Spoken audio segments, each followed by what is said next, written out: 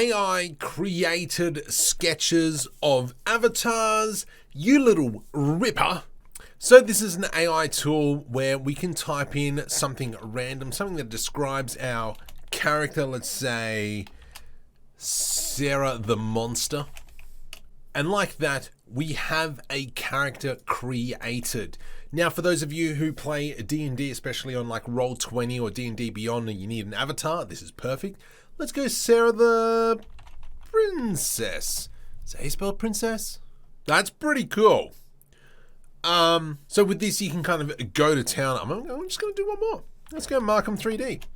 So this website is artflow.ai, and we can just generate characters to our heart's desire. Let's do Markham 3D, see what comes up. See if it looks like me. That doesn't look like me.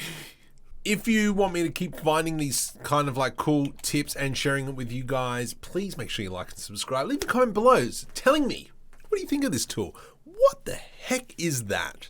Hey, now we're talking.